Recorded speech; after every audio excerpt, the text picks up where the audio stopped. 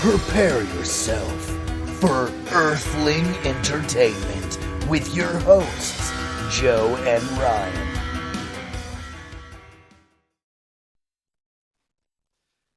Hello, and welcome to a new episode of Earthling Entertainment with Joe and Ryan. I'm Joe. I'm Ryan. And together, we are Joe and Ryan. We are. Excellent. So, hey guys, today's show is going to be slightly different. So what we're doing is we're going to start with what I like to call the sequel game, which Ryan knows nothing about the sequel game. We're putting him on the spot. Let's see how I do. I know, right? I'm ready. After the sequel game, we're doing the spooky stuff, and then our headlines, and then a Ahsoka review for episode 4 and 5. Excellent. So, hey, Earthling Entertainment. Just so you know, what we do here, guys, is we talk about entertainment stuff, entertainment industry, anything that we find fun in pop culture, and spooky stuff, aliens, hauntings, ghosts. That's kind of our whole bag. The macabre. The macabre. So, in spirit of the entertainment aspect of Earthling Entertainment, we have a segment I like to call the sequel game, which we will be doing right now. The sequel game. I am going to ask Ryan 8 questions. Each question is the same. How many, including the first one, films are in a given franchise, whether it be Spy Kids or Friday the 13th, what have you. After that, we're going to ask Ryan to name the films in said franchise. For getting the question correct, he gets 5 points. He gets 1 point for naming each sequel. Depending on whether he gets everything right or nothing right, he can get up to 107 points in total. 40 points just for naming the correct amount of films in a franchise. So, is everyone with me? Ryan, are you with me? I'm ready. Let's do this. Excellent. So, long story short, Ryan, how many films are in the Die Hard franchise? Oh, geez. 7. Wow. No, that is incorrect. There is 5 films in the Die Hard franchise. Would you care to name them? Yes. Die Hard 1. Obviously just Die Hard. Which you obviously get no points for because that's an obvious one. Yeah. This is about the sequels. Die Hard 2. Live Soft. Oh, ooh, I like it. That is incorrect. Die Hard 3 is probably like an 80s movie, so Turbo Explosion. Die Hard 3, Turbo Explosion. Incorrect. Die Hard 4, The Terrorists Are Back. It's nice to know Ryan has clearly never seen any of these films. All right, and finally, what is Die Hard 5? Oh, the classic, you mean, Die Hard 5. Yes. I've seen it a million times. Co-star Jai Courtney. Bruce Killis. As the actor, or is that was the name of the movie? Die Hard 5, Bruce Killis. It was so good. And, all right, so Ryan got the question wrong, so no points there, and he got no sequels. So right now you got a big 0. Now keep in mind, Ryan, in order to win this game, you need 40 points by the end of this. 40 points out of a possible 107. So I believe you can do this. All right, yeah, let's do it. All right. So the next one, it is Die Hard, 1988. Die Hard 2, Die Harder, 1990. Oh my God. Yep, that's right. Die Hard 2, Die Harder, 1990. All right. Die Hard with a Vengeance, 1995. Live Free or Die Hard, 2007. And A Good Day to Die Hard, 2013. All right. So excellent titles. How did I not think of that? Right, Die Harder you should have got just by guessing. I really should have. Yeah, all right. Question number 2. Ryan, how many Fast and the Furious movies are there? Not counting their spin-off film. Oh my God. I'm gonna say. Hold on. Before you answer, what was the name of the last one? Come on, Ryan. Oh my! Wasn't it 8? All right, the answer is 10. I was close. I was closest without going over. That's true. Would you care to name the films? Of course I would. Excellent. All Number right, one. Fast and the Furious. Excellent. No points there. The second one. Faster and More Furious. Yeah. Okay. Great. What's the third one? Tokyo Drift. Yes, but you need to say the whole title. Fast and the Furious 3 Tokyo Drift. We're going to give it to you. All right, so it's 1 point there. 4 has to be Fast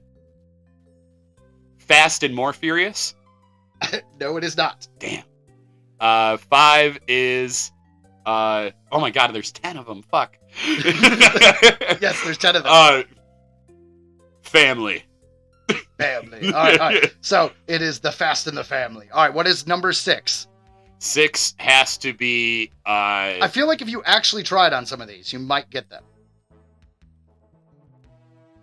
Come on, the man. fast and the fastest and the most furiousness. Excellent. Number 7? 7 is Give you a hint. This is the one Paul Walker died in. It was a big deal. We're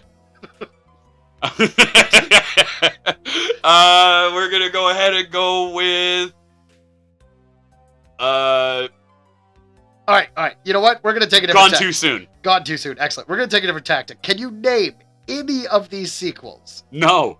None of them. No, I didn't. Another franchise that I don't think I've seen a single movie. Maybe the first one. All right. So there are 10 films, and it is. The last one looked awful. And you don't even remember the name, which would have told you how many films they are, because the last one is called Fast X, or a Roman numeral for 10. 10. No, All right. I remember we sat in the theater, and by the end of that preview of that trailer, I was dying laughing. It was the dumbest looking thing I've ever seen. I'm not talking crap on people who like those films, but man, they're not for me. All right, so it is The Fast and the Furious 2001, Too Fast, Too Furious 2003, The Fast and the Furious Tokyo Drift 2006, Got it. Fast and Furious 2009, Fast 5 2011, Fast and Furious 6 2013. This is when I said if you try, you might get it. Right. Furious 7 2015, The Fate of the Furious 2017, F9 The Fast Saga 2021, Oh man. and finally Fast X 2023. My God. As a bonus question, can you name the spin-off? No. No. It is Fast and Furious Presents Hobbs and Shaw. All right. Yeah, never would have guessed that. After 2 questions, Ryan has 1 point. Ryan needs 40 points to win out of a possible 107. Let's go again. Joe's trying to stump me, and it's working. He picked things he knew I don't geek about, but this is fun. All right. I got this. Number 3. How many films are in the American Pie franchise? Oh. 5. The answer is 9. Oh my God. See, this is ridiculous. So, Ryan, Yeah. how many of these sequels can you name? Now, keep in mind, I remember the reunion. These are pretty easy, so you really just need to give a little bit of effort here. Yeah. So the second film. American Pie 2. All right, perfect. That is correct. I was gonna say that's The third film. I believe was American Pie 3. No. Darn. All right. The fourth film. Was this one it was like the reunion? There is, what is that title of that film you're trying to say? Class reunion? Ugh. I can't give it to you. No, we don't even have to go in order. Can you name any of these sequels? I guess not. Because I don't even remember. The Wedding? Okay, you can't say The Wedding. What is the name of the film? An American Pie Wedding? You know what? We'll give it to you. It's American Wedding. Oh, it's close. Okay, following the trend of American Wedding, what do you think the reunion movie is called? An American Reunion. All right, there you go. All right. Yes. Can you name any of the other films in this franchise? Gosh, that's so crazy. I guess I can't.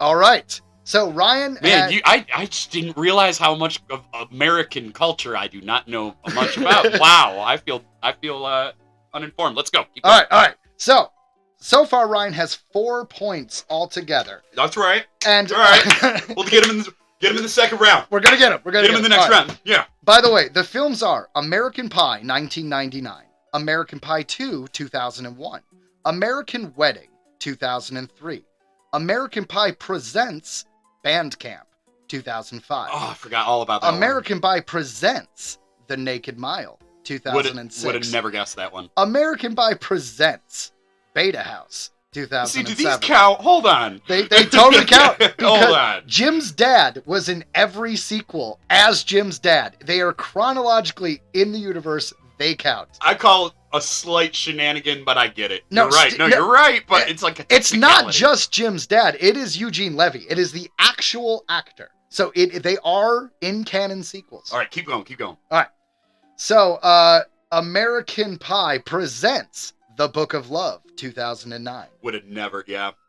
American Reunion, 2012, That which one I was knew, yeah. what people would consider the proper sequel to the See, original that's what series. I'm saying, yeah.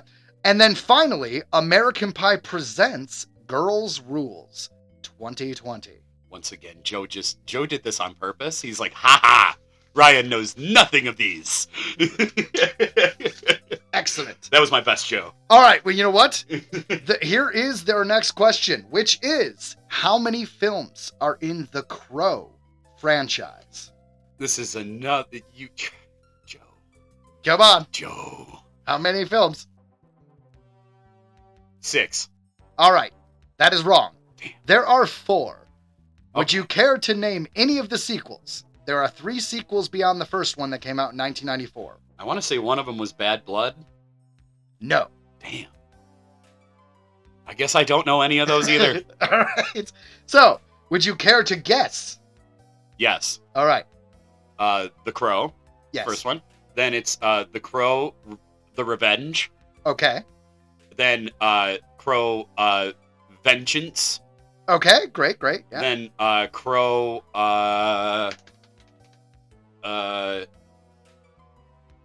After Death. Oh, shit. You got none of those right. Damn. So it is The Crow, 1994. The Crow City of Angels, 1996. That's right. The Crow Salvation, 2000. Which, by the way, Kirsten Dunst was in that one. So, you know. You're kidding me. No, it's a pretty good one. All right. And then finally, The Crow Wicked Prayer, 2005. Now, let me tell you about The Crow Wicked Prayer real quick. Edward Furlong plays the Crow. That's right. David Boreanaz and Tara Reid play 2 devil-worshipping couples. And the leader of the cult, I believe, is Dennis Hopper. This film is fucking amazing. Now, no, don't get me wrong, it's horrible. But it's so good. Sounds like you can't imagine why I missed it. All right, so we're halfway through our game. And so far, Ryan has 4 points. He needs 40 to win. All right, so our next film franchise. Ryan, how many films are in the Tremors franchise? Oh my Tremors. god. Oh my god. There's so many Tremors movies. like what? Let me 10. How many? Is that your guess? Is 10 your guess? I'm gonna say 9. That is incorrect. Damn. And we are going to reevaluate this game for next time we play and try to make it a little easier. All right. Dude, So there are 7 Tremors movies. Would you care to name any of the sequels or guess on any of the sequels? Yes, I would. All I would right. like to guess. Then you're going to guess. All right, so obviously Tremors. Yep. Then I'm going to say just Tremors 2. All right. There is a subtitle after that. All right, then it's going to be Tremors 2 The Revenge. All right. Not everything is going to be The Revenge, but continue. Tremors 3. Come on. Oh my god. Dude, I don't even Tremors 3. Oh my God. I don't even know. All right. So Tremors right. 4. Tremors 4. They're back. They're back. All right. What about any of the others? Tremors 5. They're flying now. They fly now. They're actually Tremors 3. This is actually Yeah, I know. Yeah, that was the one. Yeah. Continue. Tremors 6 was the snow one, right? Like Arctic. Oh, this is the closest guess you've come. Like, come on, Ryan. Arctic. It's a saying. You know, like, open the gates of war, whatever the hell. Okay, I fucked that up. But the point is, it's a saying. Come on. It'll break the ice. No. Damn. Tremor 7. But I knew that was the ice one. That was a good one. You know what? I will give you the point just so you have an even 5 points. Yes. All right. And 7. That was the one like with his kid in it. I saw that one too. Shit. I think you're not gonna get it right. Yeah. Tremors 6. We're on 7. 7. Tremuloso. Tremors 7, Tremuloso. That's right. No, the answers are Tremors, 1990. Tremors 2, Aftershocks, 1996. Tremors 3, Back to Perfection, 2001. Tremors 4, The Legend Begins, 2004. Like, I've never even heard these titles. Tremors 5, Bloodlines, 2015. Tremors, A Cold Day in Hell, 2018. Tremors, Shrieker Island, 2020. Yeah, I wouldn't have gotten Shrieker Island. Damn. All right. So, next one. Ryan. Okay. How many films, including the remake, which came out in 2022? So, you actually get an extra point because I just gave that one away. How many are in the Hellraiser franchise? Lord have mercy. All right. What do you think, man? Give me a number. I'm going to say, including the remake, 10. 10, including the remake. Is that your final answer? That's my final answer. And all right, so there's 11, including. God, the I was so close. I know. I knew there was about that many. Do you know any of these titles, Ryan? Of course not, but let's have fun. All right, go ahead. Hellraiser. Excellent. Hellraiser 2, Raising Hell. All right, perfect. Hellraiser 3, come on. Loving Torture. All right. Hellraiser 4, Chatterbox is Sweet. I like it. Continue. Hellraiser 5, That Shit Looks Like It Hurts. All right. Hellraiser 6, That Shit Looks Painful. There are a lot of shits in titles. I don't think that would sell internationally, but continue. That's probably why I haven't heard of them. All right. Hellraiser 7, We're Raising Hell Again. Hellraiser 8, Pinhead, What Would Happen If We Just Hammered Your Nails In? What would happen? All right, that's about where the analogy falls apart. Hellraiser 8, Here We Go Again. Let's go back to hell. Hellraiser 8. Here we go again. Let's go back to hell. Hellraiser 9. Would you just stop fucking with the box? All right. The puzzle box. Why? All right. Hellraiser 10. Hellraiser 10 was Hellraiser. No, Hellraiser 10 is not Hellraiser. Oh, Hellraiser 10 was. Of course it wasn't. It's Hellraiser X. Okay, but what is the remake called? The Fast and the Furious, sir. Okay, I really want to give you a point, man. What is the remake called? Oh, it has to be something that has to do with Vin Diesel and family. Excellent. So Ryan has 6 points. Actually, you should only have 5. Yeah. All right. Second to last question, Ryan. Now, right. these two, Yeah. You're supposed to know because you have children. All right. Are you ready?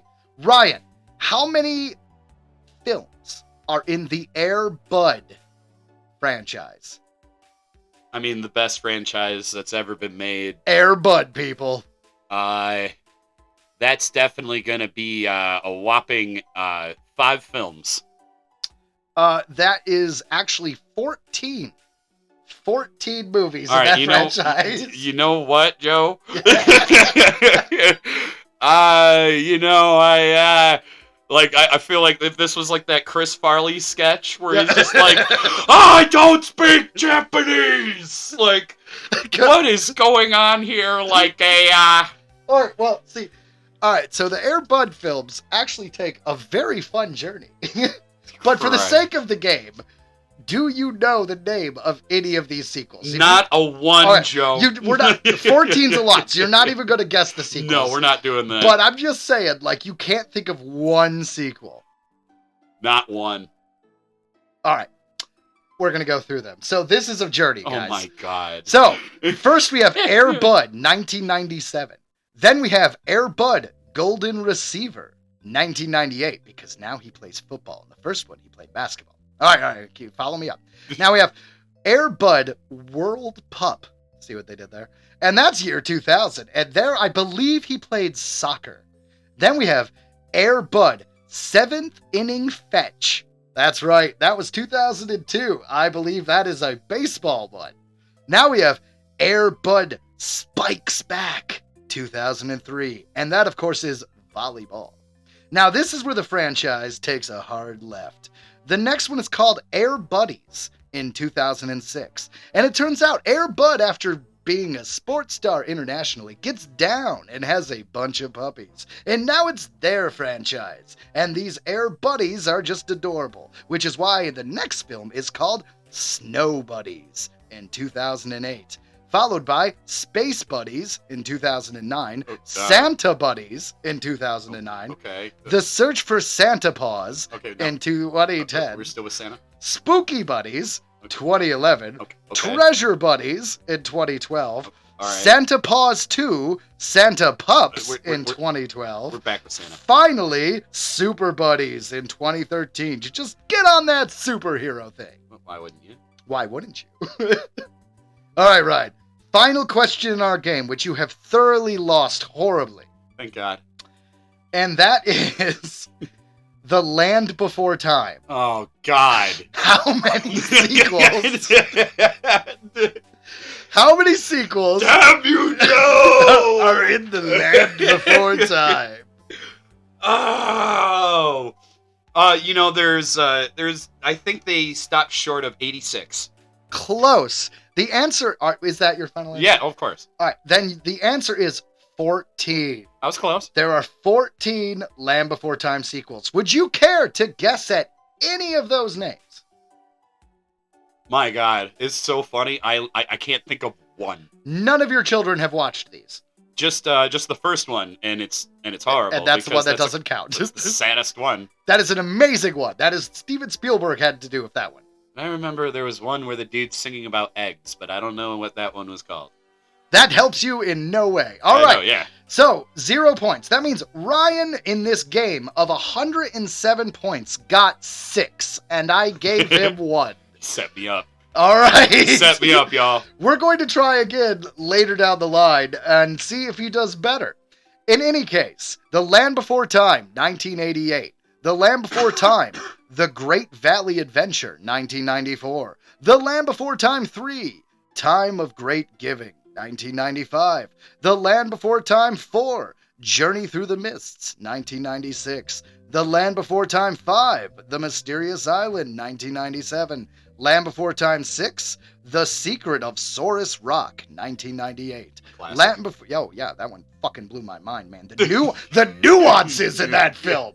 Holy shit! Land Before Time 7, The Stone of Cold Fire, 2000.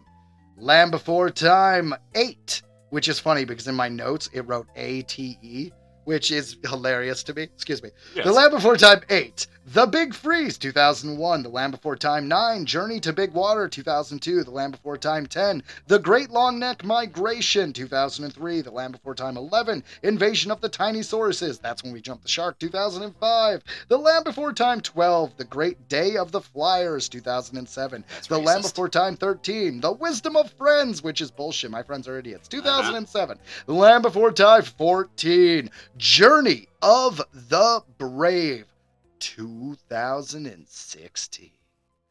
And that concludes what I like to call the sequel game. I'll get it next week, guys. I'll get it next week.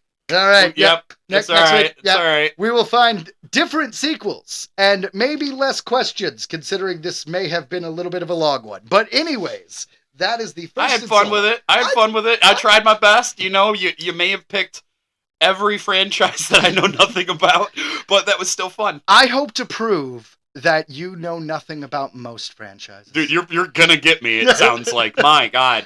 Well, you know what? Next, I'll tell you what. One of the franchises will be Star Wars, but I'm still. I was gonna say, like, I'm still gonna try to stump you with it.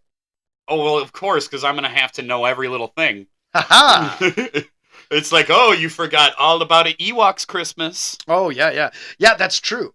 Oh yeah, because we have the Caravan of Courage and the Battle for Endor, which are 2 Ewok films. And also, are we counting the animated films? I mean, A Clone Wars before the series, a year before it came out in 2008, I believe, was released in theaters. Now, are we saying theatrical films? Are we saying? And don't forget about Droids. The old cartoon. From the 70s, yeah. But is that a film? We have to see the timing, because I believe it has to be over 60 minutes to be officially called a feature film. I have to double check on that one. If you put all the episodes together, maybe. The point is, I will be very clear at my parameters when we have that question. But yes, that was the sequel game. All right. And you know what that means? It is time for spooky stuff. Yay! We like spooky stuff. Yay! Spooky stuff. Spooky stuff. The Time-Traveling Hipster, 1941.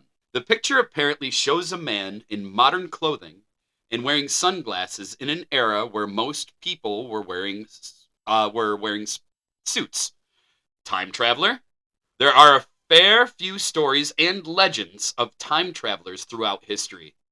The most popular so far has proven to be this image from 1941, taken at the reopening of the South Fork Bridge in British Columbia. Woohoo! I love that bridge. Was the image manipulated? Why would it be? Was the fellow in the photo just a local fashion outcast? Above all, the biggest question is whether or not the image was evidence of 21st century time travel. The image, dated November 1941, shows a crowd at the reopening of the South Fork Bridge near Goldbridge, British Columbia. In middle of the throng to the right is a curiously dressed hipster wearing what looks like a printed t-shirt, modern sunglasses, and, most interestingly, holding what looks to be a compact camera, which was, of course, almost non-existent around this date.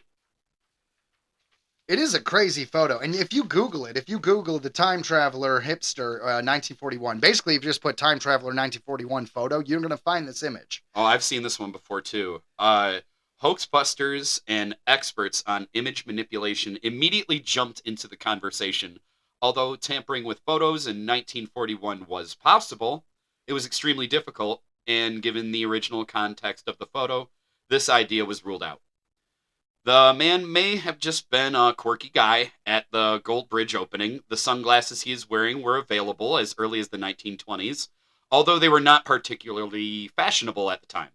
The printed t-shirt he seems to be wearing is likely a sweater with a stitched-on logo. The decal is similar to the symbol of the Montreal Maroons, a popular hockey team between 1924 and 1938. The man's camera, the most intriguing piece of the hipsters ensemble, may be a rare early Kodak 35, a portable travel camera that was available between 1938 and 1942, as noted by curious sleuths from Snopes.com. Or maybe this photograph captures an authentic time traveler enjoying events in British Columbia. Whatever the man's origins, internet hype pushed this random image from Canadian obscurity into a global conspiracy theory discussion. And he really does, like, when you look at it, he doesn't belong. Like, everybody else has a bowler cap and a suit. Everyone else looks, this guy looks like he has sunglasses. And, okay, I'm sorry, it doesn't look like an embroidered shirt to me. It looks like an iron-on shirt. It looks like an M. Yeah, so the M, they said the Maroons. I mean, the guy looks like it's Chad. Like, oh shit, like Chad fucking never came home after that party. And then you find this picture and you're like, did Chad fall through a portal to time? Well, and look at it again. It looks like he's wearing a hoodie. Like with the material on the inside. Yeah, of course. That's the point. It's fucking Chad. I've been telling you. Chad? Yeah. Damn it, Chad. Chad, I mean, everybody has a Chad in their group where it's like one guy, you're getting drunk when you're a kid and he's the one who steals a neighbor's bike and drives and ends up passed out and in someone's yard, nowhere where his glasses or his bike is at. Goes to take a whiz, ends up in the time travel machine. And now he's in a British Columbia photo.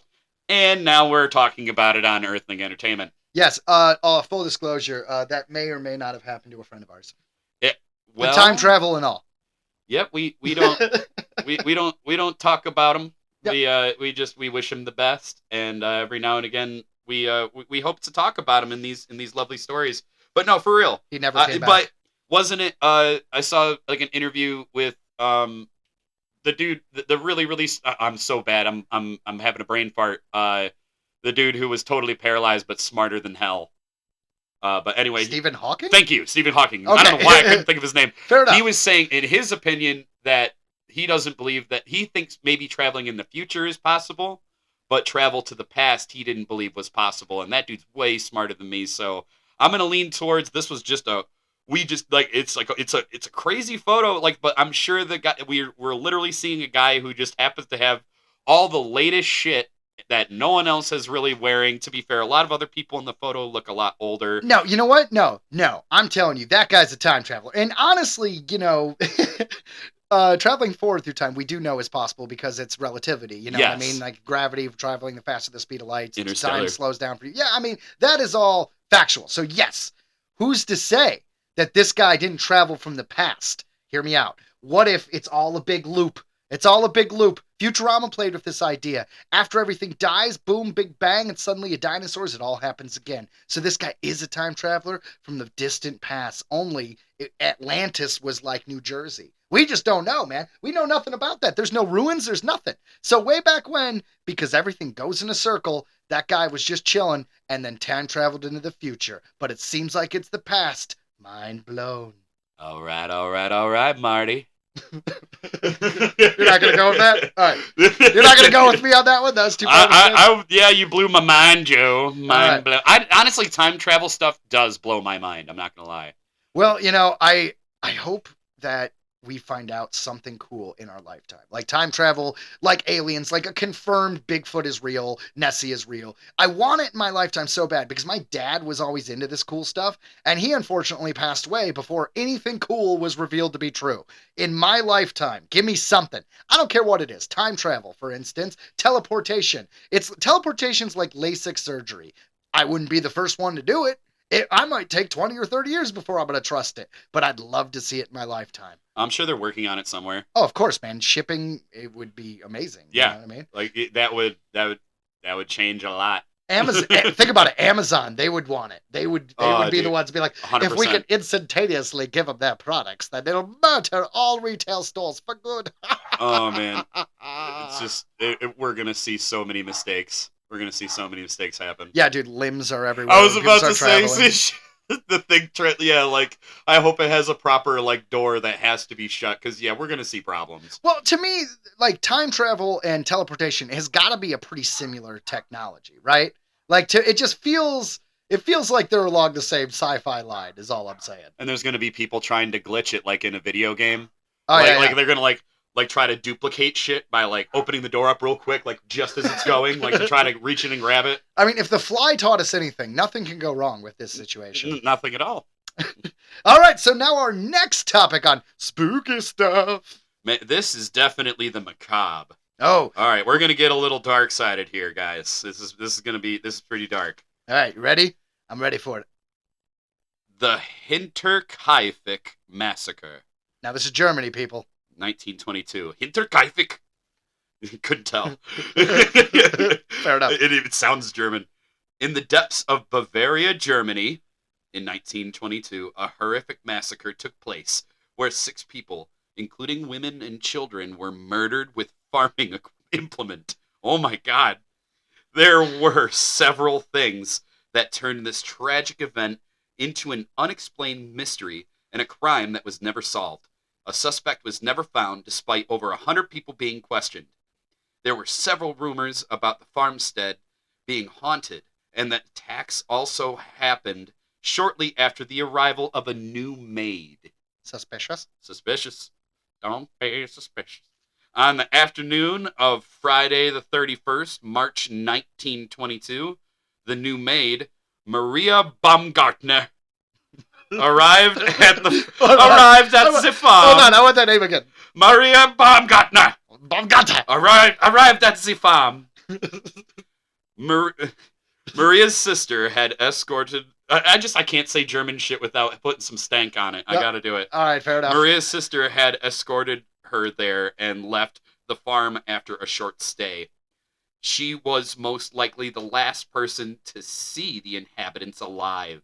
Ooh. It happened that in that late evening, Victoria Gabrielle, her 7-year-old daughter Kazilia, and her parents, Andreas and Kazilia, were lured to the family barn through the stable, where they were murdered one at a time. Efficient.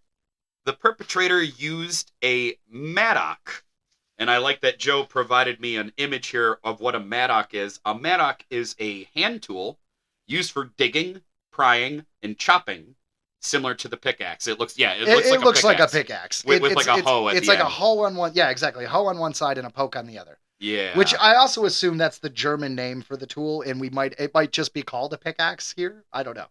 That sounds about right to me. All right, continue. All right, so the perpetrator used a mattock belonging to the family farm and killed the family with blows to the head. The perpetrator then moved into the living quarters, where, with the same murder weapon, they killed Josef, sleeping in his bassinet.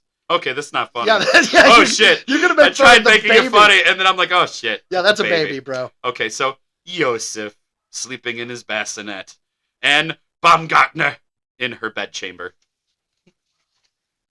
6 months prior to the attack, the family maid had quit. It has been widely claimed that her reason for leaving was that she had heard strange sounds in the attic and believed the house to be haunted. Andreas Gruber found a strange newspaper from Munich on the property in March of 1922. He could not remember buying it and initially believed that the postman had lost the newspaper. This was not the case, however, as no one in the vicinity subscribed to the paper. Just days before the murders, Gruber told neighbors he had discovered tracks in the fresh snow that led from the forest to a broken door lock in the farm's machine room.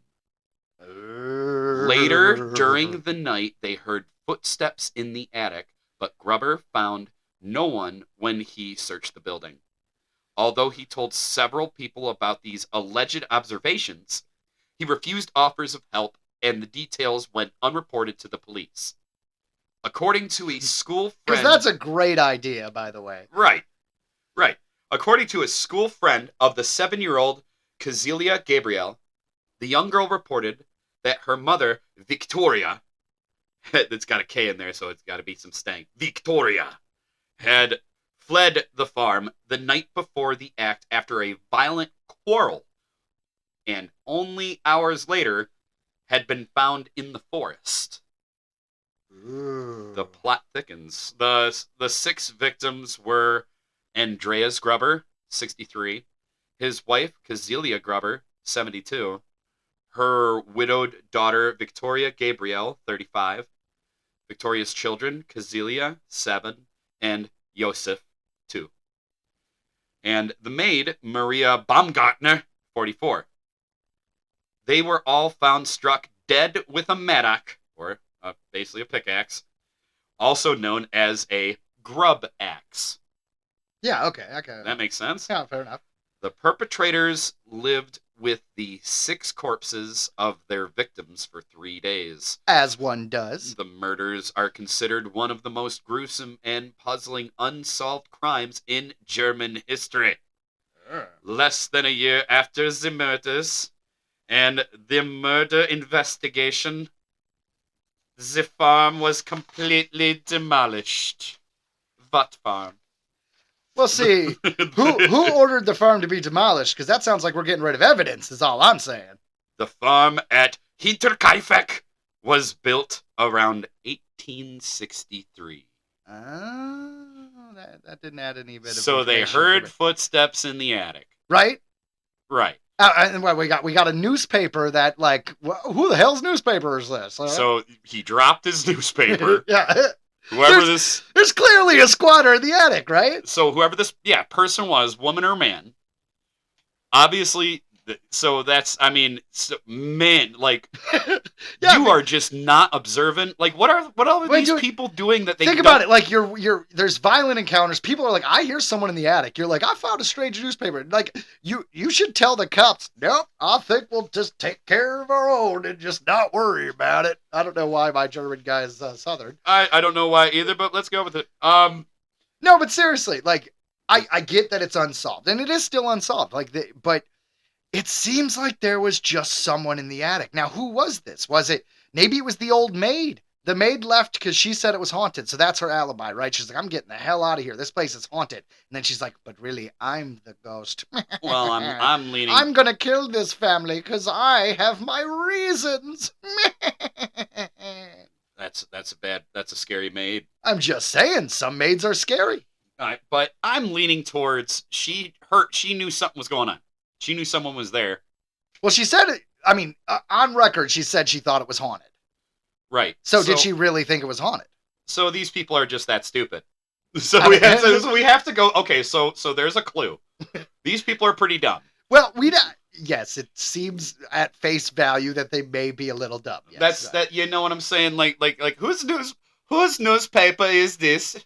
Is this yours, Hans? It must be the ghosts. Ghosts read, you know. Have you ever heard of a ghost rider? Well, this is a ghost reader. To save your life. I wasn't trying to do a German accent. Was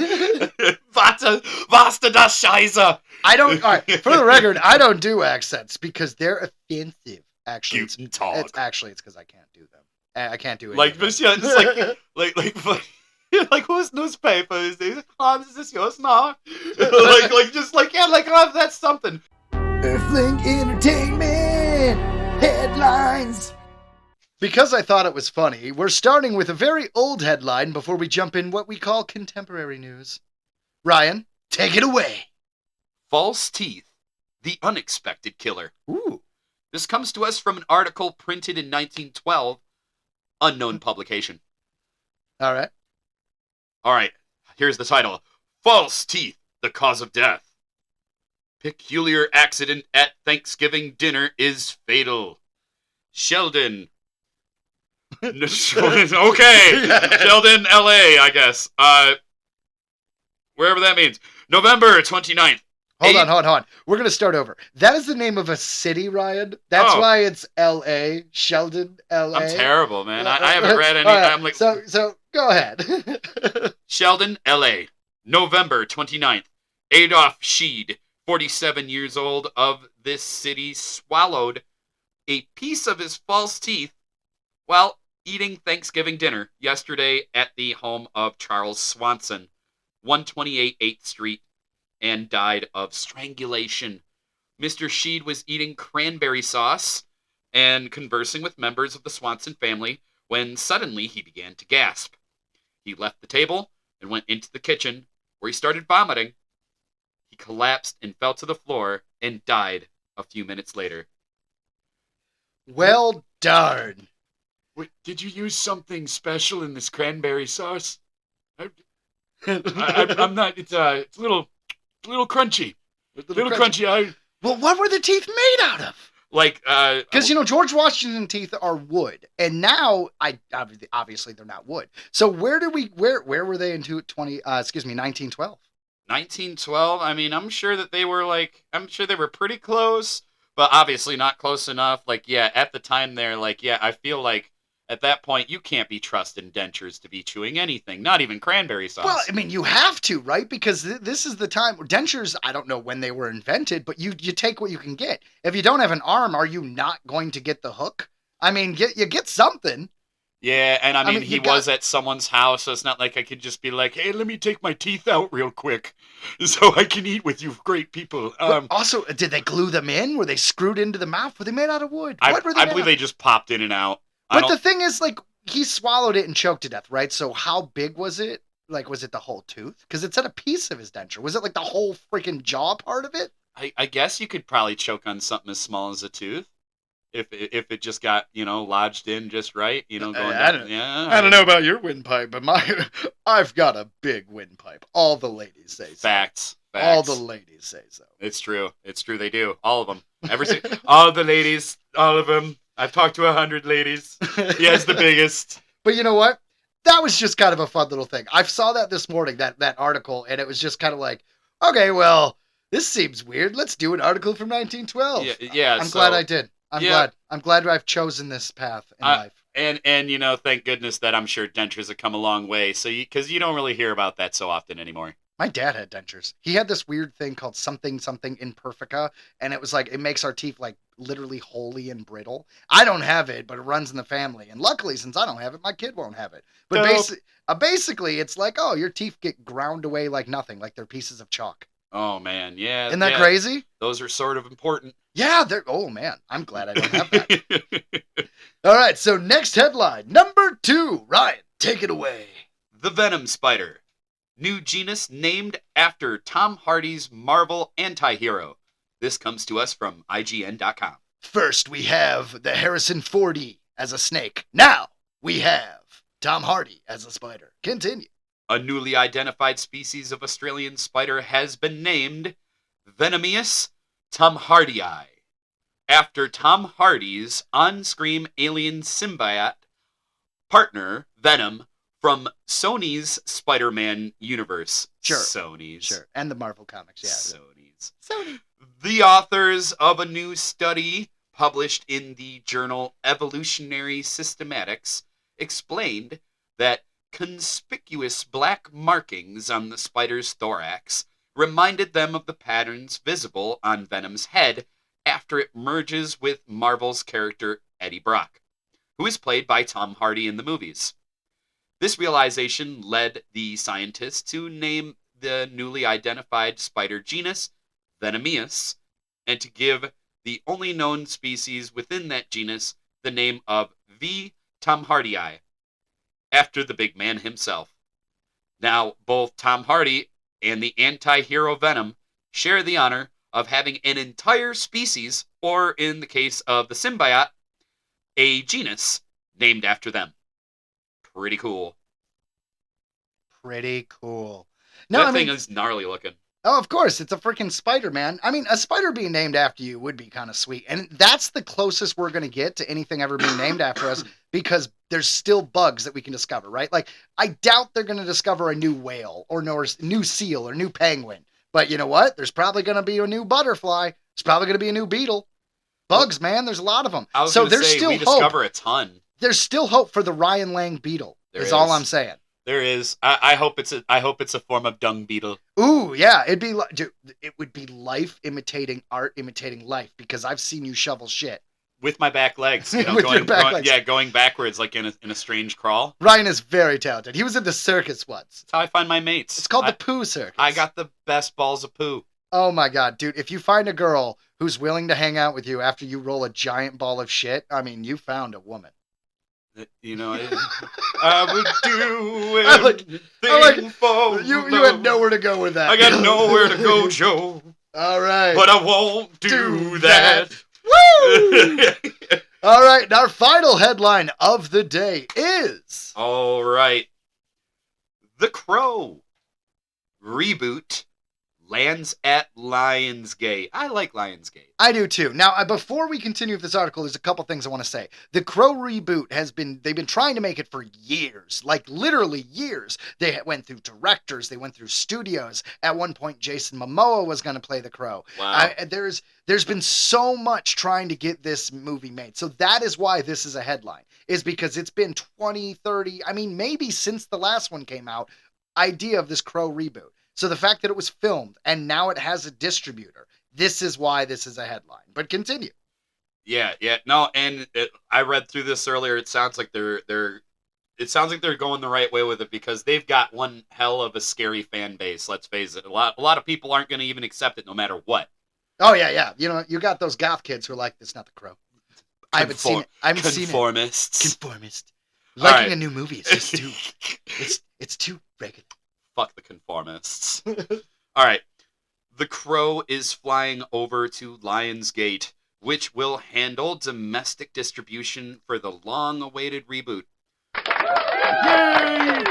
Rupert Sanders directed the feature with Bill Skarsgård starring as the character, which originally debuted in the late 1980s comics by James O'Barr. That's right. Pennywise is going to be your Crow. And that's why I think that a lot of people are going to accept that, because a lot of, like, I didn't find the It movies to be that great, but I loved what he tried to do with the character, but that's a different story. I did find the It movies to be that great, and he did wonderful with the character. So But I he agree. did wonderful with the character, and I don't know, I guess we'll talk about that another time. Yeah, you don't have to discuss Yeah, right we'll now. talk about that Continue. another time. All right.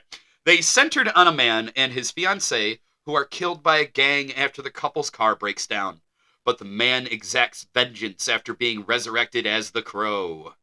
The late Brandon Lee famously played the character in the 1994 film and was killed during an on-set accident. That was the original film. Was that too much? That was a bit much. We've never had a reason to press the gun button. Oh, look, Eric Bardwin. Eric Bardwin's on the set, everybody. I'm just kidding. The original film left an indelible mark on our culture that lives on, said the producers. We are thrilled to bring a new adaptation for today's audiences that respects this legacy. Rupert has masterfully brought new dimensions to create a contemporary universe for this timeless saga of undying love, and we can't wait to share this vision with film audiences, said Charlotte Coe, Lionsgate Executive VP Acquisitions and Co-Productions. We appreciate what the Crow character and original movie mean to legions of fans. And Legions. Legions. We are legions. I love that movie. It's Satan. And legions of fans, and believe this new film will offer audiences an authentic and visceral representation of its emotional power and mythology. I like the word visceral. If we couldn't tell from our game earlier, I've only seen the first Crow. Really? Because I want to bring up the Crow Wicked Prayer again. David Boreanaz and Tara Reid as devil worships, and there's okay, I'm sorry. And actually, the Crow 3 isn't bad either. Now, the Crow 2 City of Angels is awful. It is awful. Iggy Pop plays a great character in it, and stylistically, like, I like the way it looks, for lack of a better word, whether it was the director of photography or the director himself, but it looked beautiful. Yeah. Crappy movie. Okay, yeah, like I said, I can't even comment on that one, but as far as this one sounds, you got two things going for it already three things. You know, you're doing a reboot. I wouldn't mind a Crow reboot, honestly, at this point. I mean, the last one came out, I believe it was 1990. I mean, I gotta see my game notes. Right. But yeah. I wouldn't mind a reboot right about now, I guess, of this franchise, because we all love it, and 94. there you go. And we've got Bill Oh, Skarsgård. dude, that means if it comes out next year, that's 30 years. Interesting. I'm sorry to cut you off, though. No, Bill not at Skarsgård? all. And you got Lionsgate, and I love what Lionsgate does with their. I'm a pretty big fan of what they do. Yeah, they usually pick good films to distribute if they're not the ones that straight up make it. Right. So honestly, I'm for it. This sounds good, man. Yeah, it's crazy. Yeah, like I couldn't help but bring up a little bit off air. It's like, this was, to me, next to what kind of just happened with Alec Baldwin on the set of Rust. This I believe I remember seeing a lot of articles of people talking about Brandon Lee, but like you told me, it was the case here is different, because in this case it was loaded with a blank for Brandon Lee, but it was just a freak accident that it happened to. Yeah, so what happened if The Crow and Brendan Lee was a freak accident? It was the story I heard was it was a misfire of the blank, but no matter what you hear, all of it is, this is just a something tragic that happened. Whereas the Alec Baldwin case, Everything was done right in that case. Yes, where the Alec Baldwin case, there was an actual bullet in the gun. Right. And the simple fact is, no matter who you blame in that situation, there should have never been a live round on set. And Right. How did that happen? Exactly, and that's what makes that immensely bad. Yeah, if you actually want to have a large discussion about Rust, we could do it at a different time. But there's a lot Honestly, of things going on in that case. I was going to say, it's still going. It's not actually still going. People have been charged and all that other stuff. I believe the armorer is either still being charged or was convicted. I know Alec Baldwin is not in trouble. To be clear, the armorer is the person on a set whose job it is to handle weapons. So they're the ones that are supposed to check if there's a bullet in there. They're supposed to handle it and hand it directly to the performer. There's a lot of checks and balances that happen in order to make sure that this doesn't happen. And what happened, if you don't know, is there was a live round in a bullet. Alec Baldwin was pointing it at the camera because that is what the scene told him to do. Yep. He's supposed to pull the trigger. It was supposed to be a blank. It was not. The bullet shot through the woman who filmed the DP, and she was unfortunately killed. I'm not prepared right now to give all the details, so I don't want to misspeak. But the film is being finished. And the husband, the widower, is behind it. And, yeah, I was gonna say him and Alec Baldwin have actually like been public together and everything, which is that speaks amazing things to that dude's character. Well, yeah, I mean, we don't know what happens behind closed doors. We don't know what money was exchanged, what actually happened. We don't even know. There was so much money. Yeah, well, we don't even know the whole story. We know the police reports and But in any case, anytime someone dies on a film set, it is tragic. And that's the only reason I brought up Russ with this is I felt like The Crow, it hits our generation in a special way because of, we know that's what happened, that's how he died and it was on the set. And yeah, it was a freak accident. No one did anything wrong as far as everything was done correctly. It was just the blank misfired or whatever happened. And I don't know why I brought it up because like I said, it's just with Russ, that seems to me the most thing that I can compare it to. Yeah, right on. So, perfect. On that note, we are going to do our Ahsoka review. And I actually watched it this time. Woo! So this is, so to be real with you guys, this is going to be less of a review and more of just a discussion about the 2 episodes. Because I want to be clear about that. We are not reviewing it. We're not saying this is what's good, this is what's bad. I give it a 4 out of 5. We don't do that. We're not doing that. When we're talking about Ahsoka, we're going to talk about the things we like, the things we didn't like, but it's going to be more of a general, because I was told by someone that we should make a distinction between discussions and reviews. So that's what we're doing here. I like that. Yeah, right? So this is a discussion on episode 4 and 5, which may lead us to other bits of canon outside of those episodes, but here we go. Ryan, would you like to begin? Sure. I got to watch it a lot last night. I love this episode. It was great. It was really good. So we start off, Hera gets there, looking around. To be clear, we're talking about episode 5 now. Yeah, episode 5. So we start off. Hera gets off the ship. She's got her blaster out. She's looking around. No one's there. She realized, and she has brought the whole fleet with them, unauthorized, of course. Yes, and they're looking for Sabine and they're looking for Ahsoka because what happened in the last episode is Ahsoka was thrown into the water by the Sith. Sabine went with the Sith. They traveled to another galaxy, cut the map, which was an orb, in half. So now in that spot is where Hera lands with the fleet. Yep, so they show up unauthorized, so she's already getting herself in trouble doing this.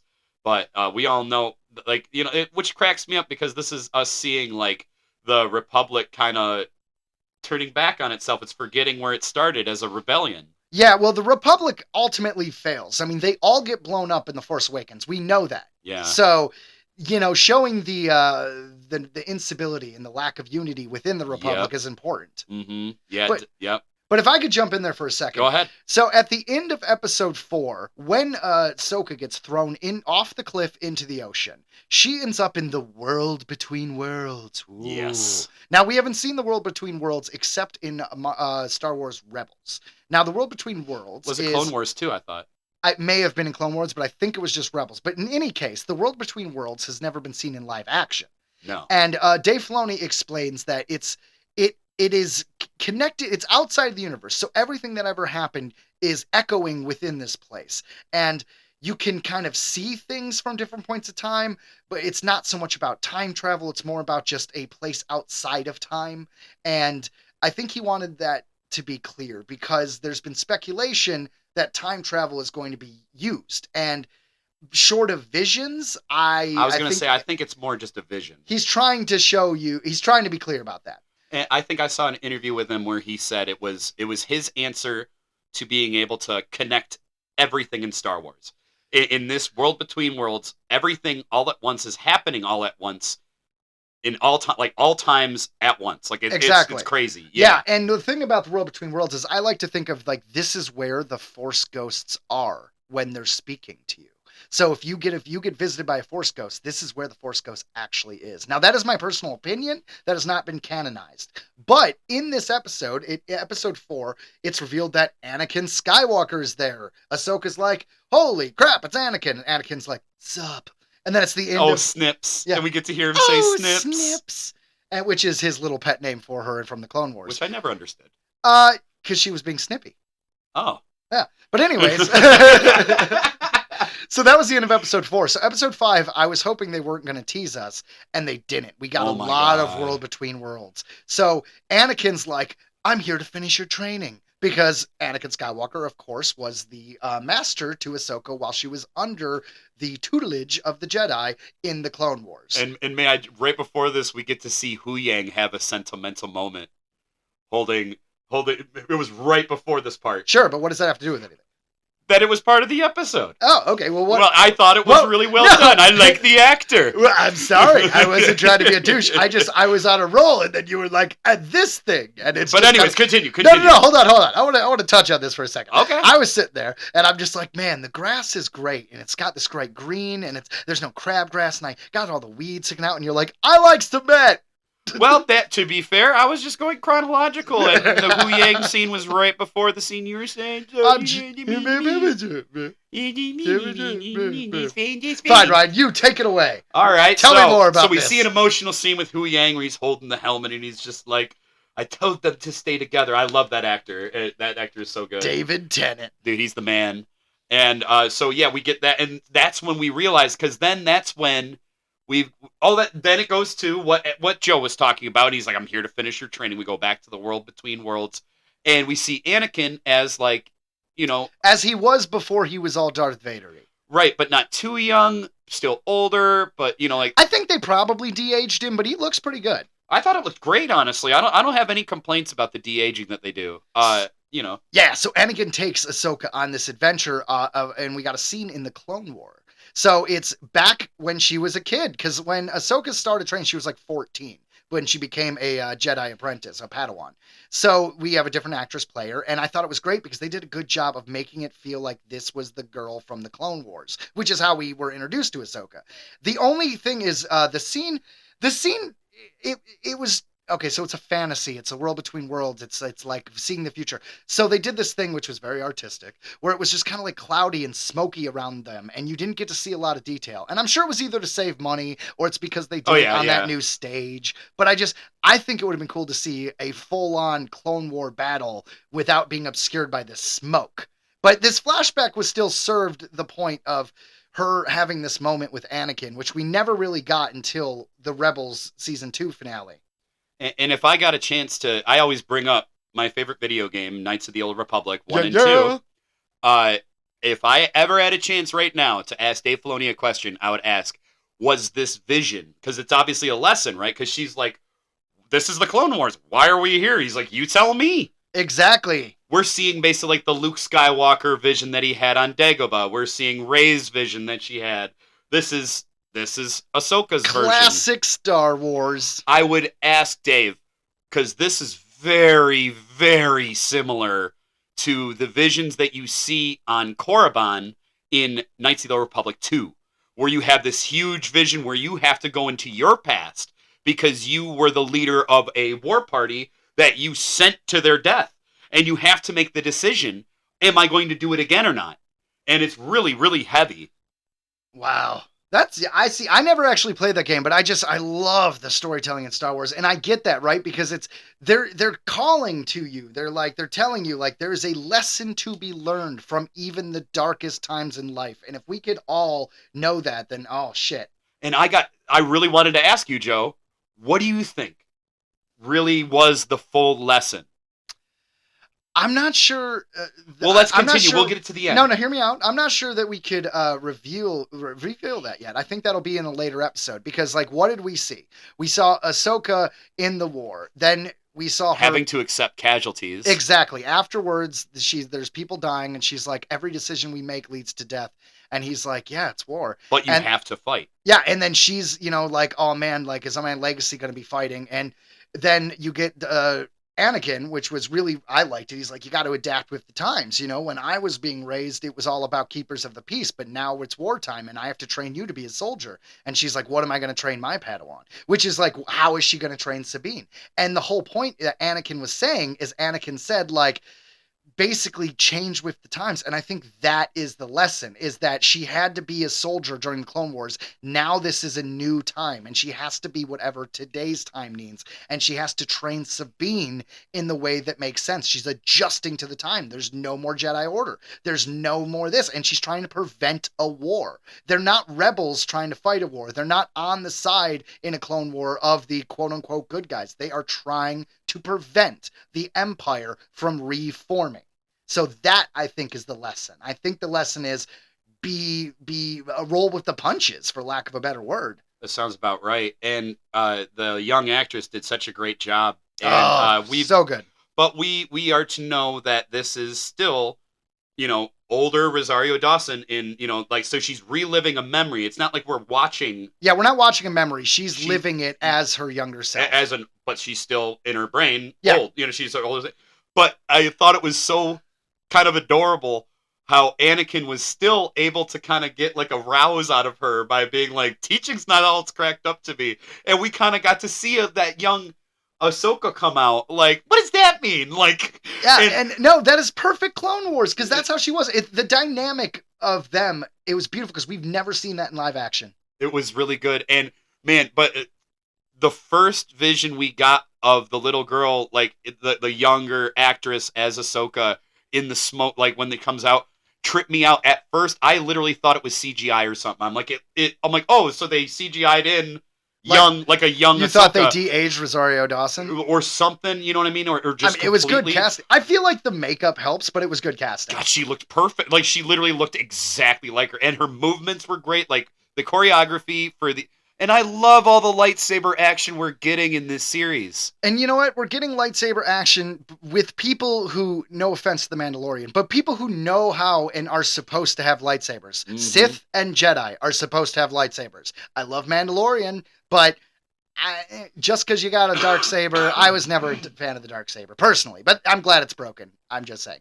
I was kind of sad when it broke, but I get what you're saying. But they added so much more to that. But anyway, dude, so okay, so then they're done with this Clone War vision. Now she's a little older. She's got her two lightsabers now, because in the first one she only had her green lightsaber, like from the beginning, and in this one now she's dual wielding in this next one. And this is at the Siege of Mandalore. Yes. This is after cool. After Anakin and her essentially broke up their master-apprentice partnership. And we got to hear the camp. I was bummed we couldn't see him, but we got to hear his voice. I forget the actor's name, but the original, Boba Fett. We got to hear him as Rex. We did. He was. That was him. Yeah. So that I couldn't. I mean, he's also Boba Fett, but yeah. I really wanted to have Fett. He's all the Fetts. I was really bummed that we didn't get to see his face, but I'll take it. At least we got him. Well, from a production standpoint, it is so much cheaper to just pay for him in the sound booth. Yeah. That's what I figured too, and I get it, because you know what I mean. Like I don't want them to sacrifice. He's in so many sound booths because of all the cartoons and stuff. Because he did voice it in other things. Now I know he wasn't the main guy who played Rex in the animated stuff. No, but he did voice the character before. So he literally plays a million characters. He does. How awesome is that, right? But okay, so now we see that, and then we see Anakin join her in this battle. Well, obviously she's not fighting; she's witnessing her troopers fight. So Anakin comes in this up, fantasy, and he's just like, I don't even know what this is. He's like, I wasn't here at this time. And she admit, like, this is after we separated. This is the Siege of Mandalore, and we got to see some really cool helmets. Dude, that dude with the horny helmet. Yeah, Ryan's all about Mandalorian helmets. He collects the Black Series. Oh, I love that shit. And So we got to see some great costuming. I get it. They had to do it just to be quick, but man, she was killing dudes wearing Beskar without even she made it look easy. To be fair, it is easy for Ahsoka. When it's a Mandalorian show, it's going to be difficult. When it's a Jedi show, it's going to be easy. Yep. Don't worry about it, man. Yep. Contradictory things happen all the time. So all true. Right, so I want to talk about the Purrgil. So the Purrgil are giant space whales who could travel in between universes. They were teased up into the series until they were finally revealed in this latest episode. Now, to be clear, they were the ending, essentially, spoilers, of Star Wars Rebels. Is the Purrgil grabbed a spaceship with Thrawn and Ezra in it and took them to another galaxy, which is the whole motivation for a lot of our characters in this Ahsoka series. Far away. Far, far away. So after the map is destroyed, like I mentioned earlier, and no one can follow them. So the bad guys are in this new universe where Thrawn is and Ezra is, and Ahsoka is left without any way to get there until she talks to the Purrgil. We bring back the space whales. Keep going. Yeah, she flies into the mouth after they talk to her, and then they ride inside the Purrgil to another galaxy, just as the Republic fleet have arrived to arrest Hera for taking the fleet against their wishes. Because once again, the new Republic fleet are kind of stupid, which is why they all die in Episode 9. So, if I may, at the end of the vision, now we're done with Siege of Mandalore. And basically, Anakin starts spouting wisdom at her again, saying that she's learned nothing. And he goes back to his first question. Do you want to live or do you want to die? And she's like, I won't fight. And he's like, incorrect. Ignites the red lightsaber. Suddenly he's getting Vader-y. And we see, and then there was that one cool thing where he walks away from her. And we see just as like an explosion happens, we see him in the Vader cloak with the red... so for a split second when the lightning flashes, it's flashed and he's in Vader outfit, and then when the lightning flashes again, he is back to being Anakin. So he ignites the red lightsaber, and they duel, and he obviously... And then he does the Obi-Wan move where he bends her arm over her back. That was so cool, and gives her a force kick, and she flies back. Bam! She's back into the world between worlds as an adult Ahsoka. And here comes Anakin, cockier than ever, doing this, shouldery, walk. And I'm gonna kick your ass! And then, once again, he flashes as Vader, and he's just like, you lack, oh man, I forget what he said. Conviction, doesn't matter. Conviction, that was it, you lack conviction. And he's a little Vader-y in the voice. So now they're fighting, right? Up to the surface, because everybody's now looking for Ahsoka. They're trying to find her. Chopper can't find her. All of a sudden, I forget the kid's name. I'm terrible. Kanan's son. Jason. Which, by the way, just to interject real quick, Jason was totally in the ending, the epilogue of Rebels. That's right. We should have absolutely known that Jason existed, because they're straight up like, oh, and Kanan had a son, Jason. Whoopsie dangles. All right, anyways, but yeah, so he's up there and he's like, there's something in the waves, Mom. And she's like, what do you mean? I can hear it. Yeah, and he's like, just listen. I hear the lightsabers. The lightsabers. So he can hear... So, and when they find Ahsoka from him kind of pinpointing where it's at, then Chopper helps him out. We have a cute little back and forth. I don't forth. think we pinpoint shit, because he says, I hear it in the ocean, and then Hera's like, all right, fly around. And they fly around for hours until they find her. And then Chopper finds the coordinates. Sure. And he's like, but you gotta fly low. And then he's like, she's like, how low? And then you hear, the cute little interaction. Jason, she wants to know how low. I love Chopper. Real low. And probably real effing low. Because we know that Chopper basically curses. Chopper curses all the time. Well, just like R2. R2 was totally cursing half the time. But, so anyways, so that's how we supposedly find her, was because Kanan's son Jason is able to hear lightsaber battles in the world between worlds, which is bizarre. We're just going to say he's probably a Jedi. He's definitely Force sensitive. And we get that look from Ahsoka when she's reunited with him and basically has him to thank, which is what everybody says. They're like, oh, without him, we have him to thank. And she gets the realization, holy crap, you could hear that? Oh. So, okay. So, you said, we're now in the mouth of the whale. We got Hera saying, may the Force be with you. Beautiful ending. She takes off. and it was real effing cool. It was. So yeah, we honestly, because of this episode, it is now my favorite live action Star Wars show. It really is, because they touched on so much Star Wars lore. I got to see live action. Live action troopers from the Clone Wars, which I haven't seen since the, Attack of the Clones and, that was really cool. Revenge of the Sith. I got to see so much. Oh, I loved it. So, and honestly, one of the best lightsaber duels we've seen in a long time. Anytime we can, I think Hayden Christensen's doing a freaking great job. He's just like, all right, guys, I'm owning it now. Like, we all had our opinions back in the day about me being Darth Vader, but you know what? Now, screw you, owning it. Well, it's a different time, and everybody now appreciates people who actually appreciate the lore, the what Star Wars is and what we all love. Well, truth is, it's because the kids grew up. The kids who loved that, because when it came out, when the episode 1, 2, and 3, when you're like 8, 10, 12 years old, well, now they're adults and they're like, yeah. Hey, I love Jar Jar. I gives no fucks. I love Jar Jar. I had no problem with Jar Jar. But all right, guys, that'll be it for this episode of Earthling Entertainment. Prepare yourself for Earthling Entertainment with your hosts, Joe and Ryan.